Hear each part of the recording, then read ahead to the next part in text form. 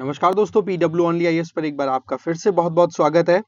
देखो, elections complete हो चुके हैं और रिजल्ट्स की बेसिस पर अगर देखें तो जो एनडीए की जो ग्रुपिंग है उसको 292 सीट्स मिली हैं, जिनमें सबसे बड़ी जो पार्टी है दैट इज बीजेपी। अब आपको पता है कि इलेक्शन कंप्लीट हो गए हैं तो अब गवर्नमेंट का फॉर्मेशन बहुत ही ज़्यादा अपने आप में अभी बहुत ज़्यादा प्रोसेस में है। तो क्यों ना हम इससे रिलेटेड इंपॉर्टेंट आर्टिकल्स को एक बार रिवाइज कर लें। कारण क्या है कि अप्रैल 19 से आपके इलेक्शंस चल रहे हैं, ठीक है। तब से लेकर अभी तक आपको पता है आपके आपका जो पेपर है वो भी सेट हुआ है। तो वहां पर हो सकता है कि ये आर्टिकल्स हमें एग्जाम पेपर में देखने को मिल जाए। तो एक छोटे से वीडियो में हम यहाँ पर इसको रिवाइज कर लेंगे, इंपॉर्टेंट थीम्स को समझने की कोशिश करेंगे। तो देखो, सबसे पहले तो हमें ये पता होना चाहिए कि हमारे देश में हमने जो गवर्नमेंट सिस्टम अडॉप्ट कर रखा है that is parliamentary form of government. इसका मतलब सिंपल सा होता है, इस पे भी क्वेश्चन आया हुआ है इसलिए ये पॉइंट हाईलाइट कर रहा हूं मैं।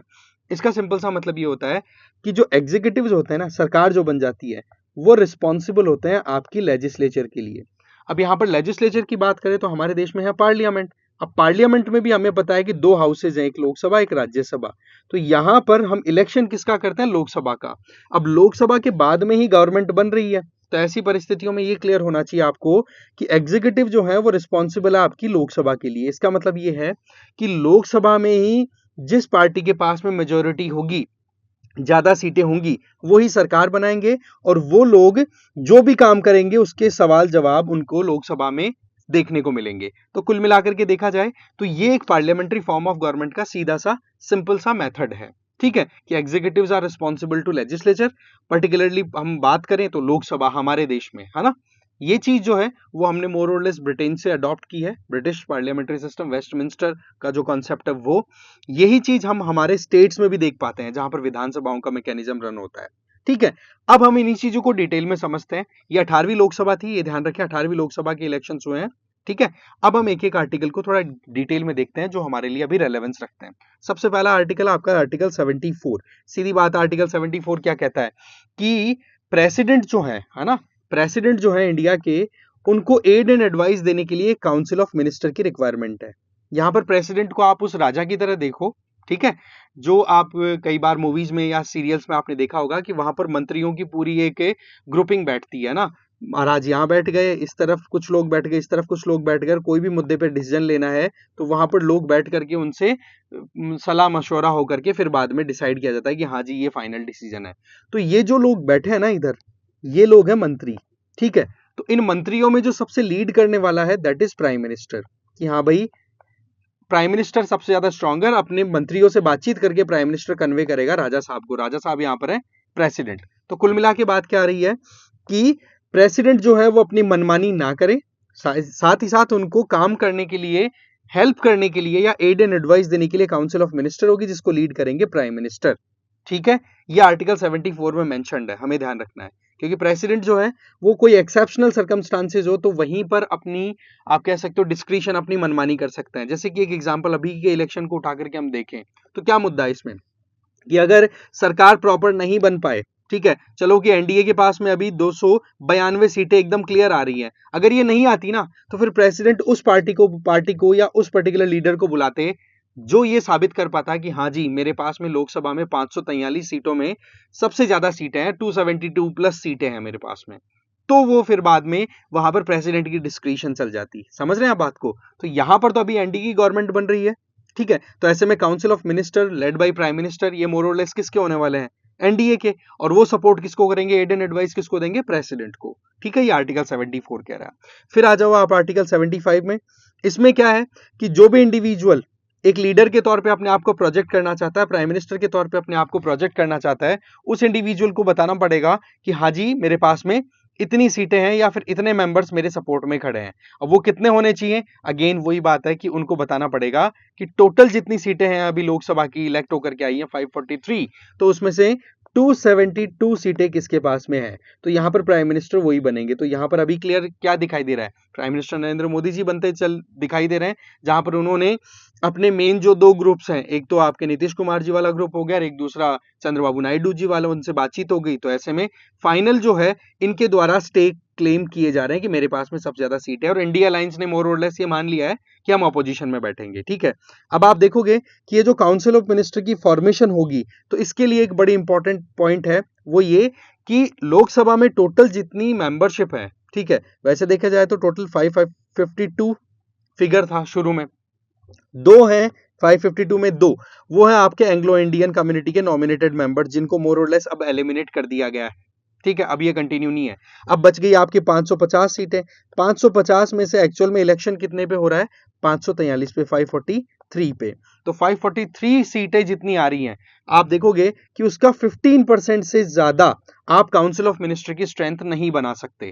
कारण क्या है कि जब 1990s के टाइम पर एक सिनेरियो चल रहा था ना, आपको पता है उस टाइम पे कोalition गवर्नमेंट का, या फिर अभी आपने न्यूज में भी देखा होगा कि एक बार फिर से 1990s की झलक आने लग गई है कि एक बार फिर से कोalition गवर्नमेंट बनने जा रही है, क्योंकि मेजोरिटी क्लियरली नहीं मिल रही है बीजेपी को, 240 सीटें ही हैं इनके पास में।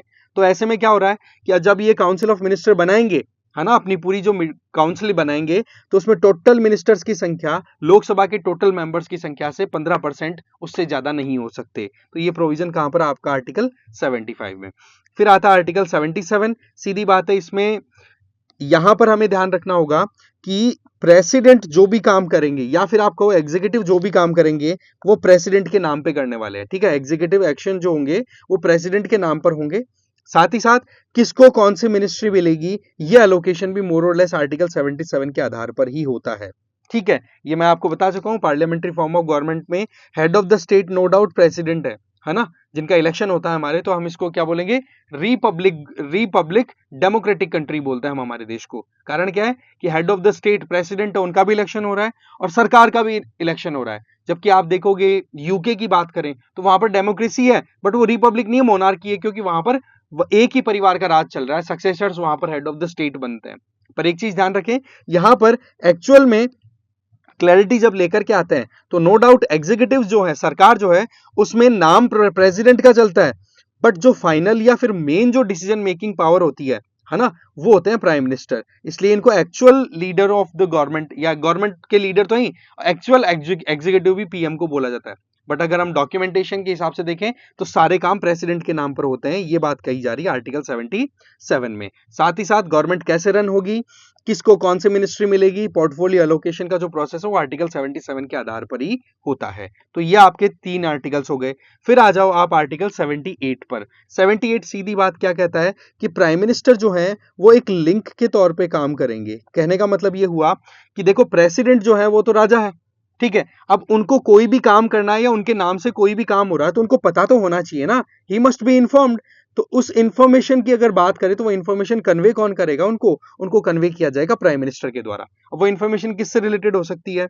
जैसे कि यहाँ पर काउंसिल ऑफ मिनिस्टर के बीच में कोई मीटिंग हुई है, कोई डिसीजन लिया जा रहा है उसके बारे में, या फिर कोई लेजिस्लेटिव प्रपोजल की, मानो कि कोई कानून लाने की प्रोसेस स्टार्ट हो रही है, काउंसिल ऑफ मिनिस्टर ने अपनी अप्रूवल दे दी है, तो वो बात प्राइम मिनिस्टर जो है वो काउंसिल ऑफ मिनिस्टर से प्रेसिडेंट तक लेकर के आएंगे। मतलब काउंसिल की बातें जो हैं वो प्रेसिडेंट तक ले जाने का काम कौन करेंगे? Prime minister. ये कहता है आपका आर्टिकल 78। तो एक तरीके के लिंक का काम कर रहे हैं, ये कम्युनिकेटर का काम कर रहे हैं, ध्यान रखें। इसके अलावा भी हमारे पास में कुछ और इंपॉर्टेंट आर्टिकल्स है जो हमें बिल्कुल भी मिस नहीं करने, जिसमें सबसे पहले आता है आर्टिकल 79। ये क्या कहता है? गवर्नमेंट के, पार्लियामेंट के फॉर्मेशन की बात करता है। हमारे देश की उच्चतम पंचायत, ठीक है, हमारे देश की उच्चतम पंचायत है, उसके फॉर्मेशन से रिलेटेड बात करता है। इसमें क्या कहा जा रहा है कि एक पार्लियामेंट होगी जिसके 2 तो हाउस होंगे और एक प्रेसिडेंट होंगे। तो इसका मतलब क्या हुआ कि प्रेसिडेंट जो है वो पार्लियामेंट के एक इंटीग्रल पार्ट तो हैं। ध्यान से समझना, प्रेसिडेंट इंटीग्रल पार्ट तो है, पर इसका मतलब ये नहीं है कि वो इन दोनों हाउसेस में किसी के मेंबर हैं, मेंबर नहीं है। क्योंकि पार्लियामेंट का मतलब क्या होगा? लेजिस्लेचर। लेजिस्लेचर का मतलब law making. Law making process की बात करें तो लोकसभा प्लस राज्यसभा ये दोनों पास करेंगी जब बिल को, तब जाकर के प्रेसिडेंट उसको असेंट देते हैं, तब जाकर के वो बिल जो है वो एक्ट में कन्वर्ट होता है। तो ये जो मैकेनिज्म है ये क्या शो कर रहा है कि पार्लियामेंट जो है वो उसके 3 घटक हो गए। आपके 2 तो हाउसेस, एक तो काउंसिल ऑफ स्टेट जिसको राज्यसभा बोलते हैं, जिसको अपर हाउस भी बोलते हैं, जिसको सेकंड हाउस भी बोल दिया करते हैं। वहीं पर हाउस ऑफ पीपल जिसको लोकसभा बोलते हैं, जिसको लोअर हाउस भी बोलते हैं, जिसको आप कहते हो फर्स्ट हाउस भी बोलते हो, क्योंकि इसमें मेजरली जो इलेक्टेड इंडिविजुअल्स हैं जिनको डायरेक्ट हम वोट देते हैं वो लोकसभा में जाते हैं, ये आपको पता ही होगा।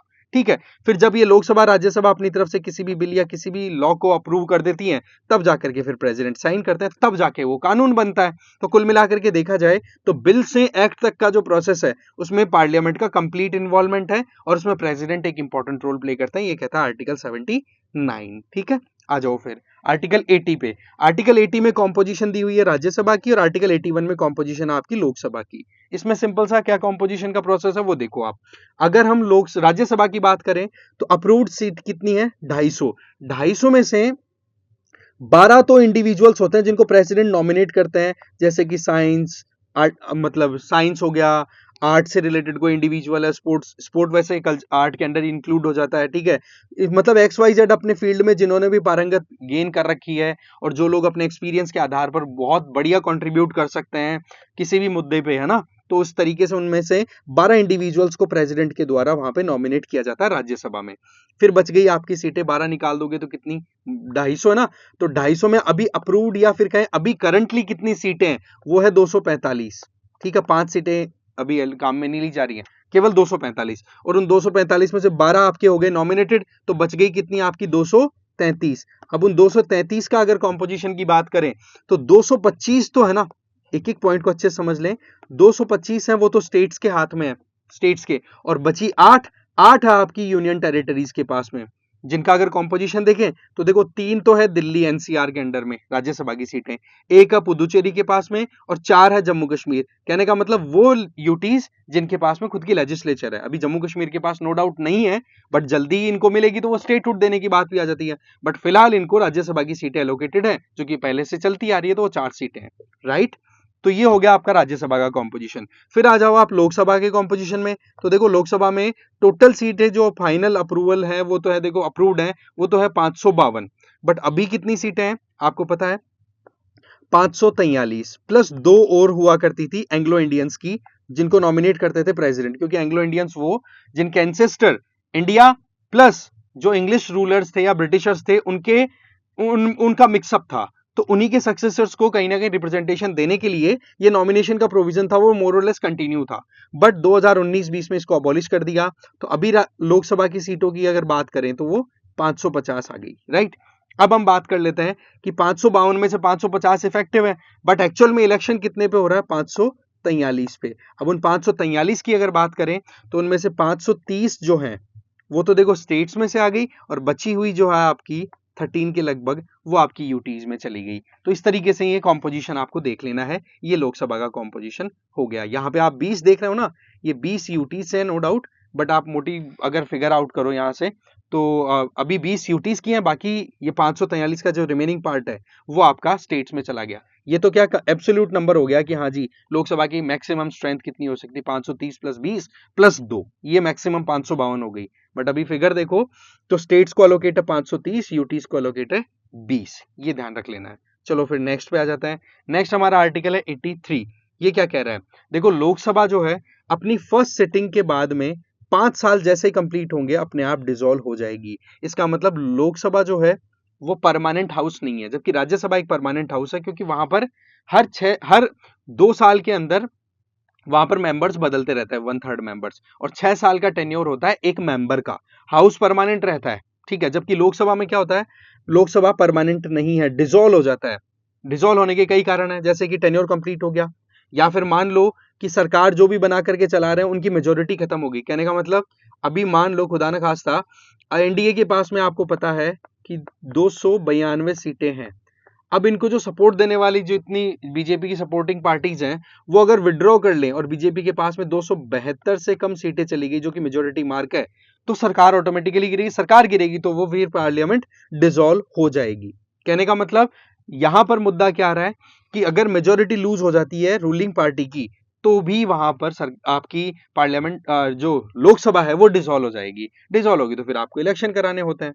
एक चीज हमें ध्यान रखना है कि लोकसभा का टेन्योर नो डाउट आपने 5 साल का फिक्स किया हुआ है, बट अगर एक्सेप्शनल सर्कमस्टांसेस में मान लो इमरजेंसी लगी हुई है, ठीक है, आर्टिकल 352 जो नेशनल इमरजेंसी की बात करता है, कोई भी थ्रेट चाहे वो एक्सटर्नल थ्रेट हो या फिर इंटरनल आपको आर्म्ड रिबेलियन देखने को मिले, जो कि हमने कॉन्स्टिट्यूशनल अमेंडमेंट वाला जो वीडियो उसमें अच्छे से देखा है। तो यहां पर क्या क्लियर होता हुआ दिखाई दे रहा है कि लोकसभा का ड्यूरेशन जो है वो 5 साल के लिए एक्सटेंड किया जा सकता है, मतलब टोटल 10 साल के लिए रूल कंटिन्यू कर सकती है लोकसभा। बट एक बार में अगर इमरजेंसी लगी हुई है तो एक बार में तो आपको एक्सटेंशन मिलेगा सिर्फ एक साल का ही। फिर अगर एक्सटेंशन और लेना है तो दोबारा लोकसभा बैठेगी, एक साल का कंप्लीट होने के बाद। 5 तो कंप्लीट हो गए, मान लो ये कंप्लीट हुए, या फिर यूं मानो कि एक्सटेंशन आपको देना है तो एक साल का आपने एक बार में दे दिया, फिर एक साल का जैसे कंप्लीट होगा फिर दोबारा से आपको एक्सटेंशन देना पड़ेगा। ऐसे करते करते आपको हर एक साल में एक्सटेंशन देना पड़ेगा। मैक्सिमम 5 साल के लिए दिया जा सकता है, इससे ऊपर नहीं जा सकता। पर मान लो कि 5 साल कंप्लीट हो गए, उसके बाद में इमरजेंसी के चक्कर में आपने लगातार एक्सटेंशन दिया एक साल का, हर साल मीटिंग करवा करके लोकसभा की। पर उसमें ध्यान रखें कि अगर वहां पर इमरजेंसी एंड हो गई, इमरजेंसी खत्म हो गई, तो ये मान के चले कि इमरजेंसी खत्म होने की डेट से 6 महीने के अंदर अंदर आपको इलेक्शन करवा देने हैं, नई लोकसभा कॉन्स्टिट्यूट कर देनी है इमरजेंसी खत्म होने के 6 महीने के अंदर अंदर।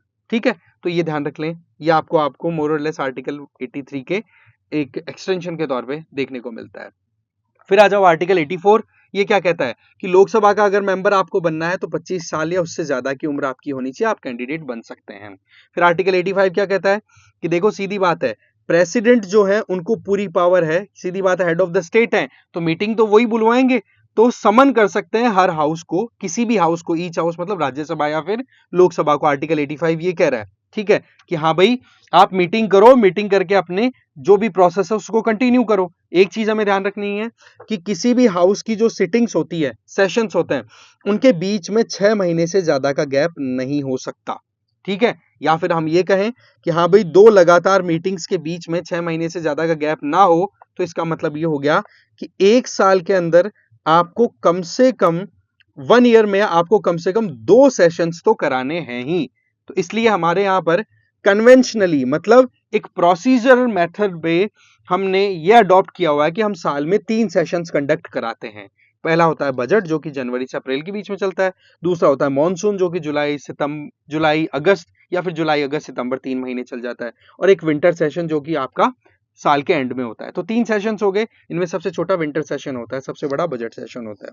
ठीक है, अब आप देखते हो कि अगर 3 सेशन हो रहे हैं एक साल के अंदर, तो अब आप क्लियरली समझ ही सकते हो ना कि गैप 6 महीने से ऊपर तो नहीं जाएगा। एक चीज ध्यान रख लेनी है कि ये जो मैकेनिज्म है सेशंस को हम जो डिवाइड करके चल रहे हैं, ये कॉन्स्टिट्यूशनली नहीं है, कॉन्स्टिट्यूशन में कहीं मेंशन नहीं है, ये कन्वेंशनल है। दैट मींस हमने प्रोसेस के थ्रू इन चीजों को अडॉप्ट किया है, ये कहता है आपका आर्टिकल 85। फिर आ जाओ आप सीधा आर्टिकल 93 पे। आर्टिकल 93 क्या कहता है भाई? सीधी बात है कि जब लोकसभा अगर कॉन्स्टिट्यूट हो गई, जैसे 18वीं लोकसभा बन गई, तो उस लोकसभा को चलाने के लिए आपको वहां के ऑफिसर भी चाहिए, प्रिजाइडिंग ऑफिसर। तो वो कौन होते हैं? स्पीकर। और उनको सपोर्ट करने के लिए, उनके एब्सेंस में काम करने के लिए डेप्यूटी स्पीकर। तो ये लोग कौन होते हैं? ये देखो, जो नई लोकसभा इलेक्ट होकर के आई है, जितने भी मेंबर ऑफ पार्लियामेंट लोकसभा में जाएंगे, उनमें से ही स्पीकर और डेप्यूटी स्पीकर इलेक्ट होते हैं। अच्छा, सवाल यह है कि स्पीकर कौन बनेगा? देखो, कॉन्स्टिट्यूशन में इसके बारे में कोई तरीका नहीं है, बट कन्वेंशनली अगर देखें, कॉन्स्टिट्यूशन में तो यह है कि भाई इलेक्शन होना है आर्टिकल 93 के हिसाब से, बट कन्वेंशनली प्रोसेस क्या चलता है, वो ये अडॉप्ट किया हुआ है कि जो रूलिंग पार्टी होगी उसका तो होगा स्पीकर, और ऑपोजिशन से लिया जाएगा डेप्यूटी स्पीकर को। ध्यान रखें, ये मैंडेटरी नहीं है कि हाँ जी ऑपोजिशन से डेप्यूटी स्पीकर आएगा ही। ध्यान से समझ लेना, डेप्यूटी स्पीकर ऑपोजिशन का होगा ये जरूरी नहीं है, क्योंकि ये क्वेश्चन 2022 में ऑलरेडी पूछा जा चुका है।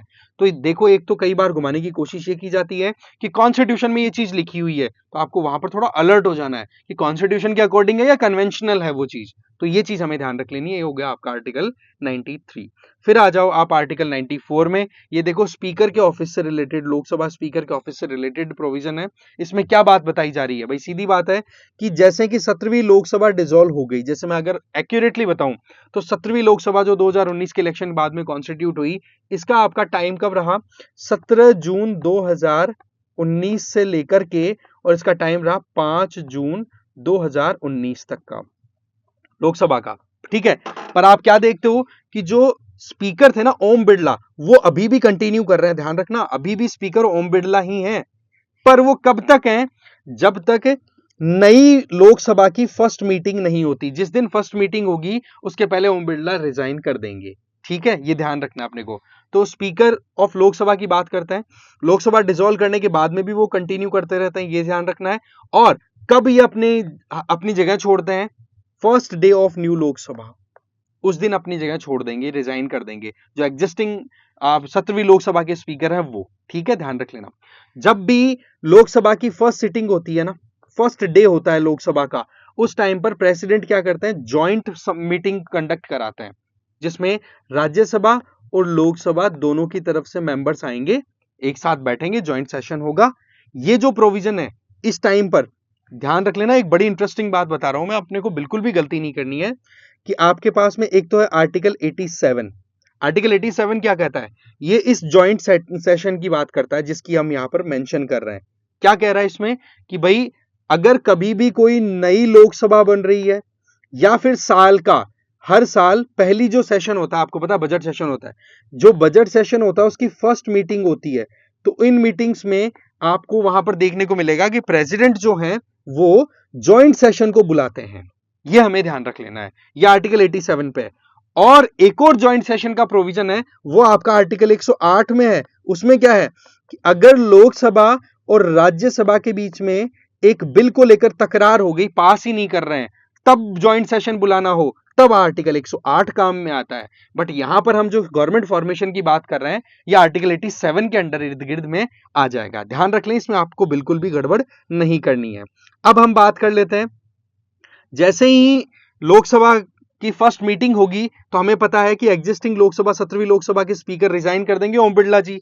अब सवाल यह है कि फिर उस जॉइंट सेशन को उनको कौन प्रिजाइड करेगा। प्रेसिडेंट नो डाउट मीटिंग बुलवा लेंगे, पर वहां पर उस जॉइंट सेशन को प्रिजाइड कराना है, और नई जो लोकसभा बनी है उसमें स्पीकर और डेप्यूटी स्पीकर के इलेक्शन भी कराने हैं, कई काम करने हैं। तो उसके लिए क्या वो सीट खाली रहेगी? नहीं, उसके लिए व्यवस्था है प्रोटेम स्पीकर की। ये एक फ्रेंच मेथड है। इसमें क्या होता है, टेम्परेरी बेसिस पर जो नई लोकसभा इलेक्ट होकर के आती है ना, उस लोकसभा में जो सीनियर मोस्ट इंडिविजुअल होंगे ना, वो वहां पर प्रोटेम स्पीकर बना दिए जाएंगे।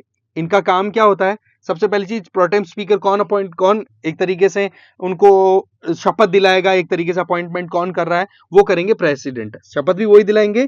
और उन्हीं को लोकसभा के नए मेंबर्स में जो सीनियर मोस्ट है ना, सबसे ज्यादा एज वाले, जिनका एक्सपीरियंस अच्छा खासा है, उनको वहां पर प्रोटेम स्पीकर के तौर पे अपॉइंट कर दिया जाएगा। अब होगा क्या, वहां पर प्रोटेम स्पीकर का काम वहां पर नई लोकसभा में इलेक्शन कराने और नए स्पीकर और डेप्यूटी स्पीकर का इलेक्शन करवाना। जैसे ही नई लोकसभा के स्पीकर फाइनलाइज हो जाएंगे, प्रोटेम स्पीकर की पोस्ट ऑटोमेटिकली डिसॉल्व हो जाएगी। इसका मतलब ये टेम्परेरी प्रोविजन हमारे पास में अवेलेबल है। प्रोटेम स्पीकर का काम मैं ऑलरेडी बता चुका हूं, नई लोकसभा के स्पीकर का इलेक्शन करवाना होता है, और जैसे ही नए स्पीकर इलेक्ट होते हैं तो वो फिर प्रिजाइडिंग ऑफिसर बन जाते हैं। अल्टीमेटली प्रोटेम स्पीकर का जो पोस्ट है वो हो जाता है खत्म।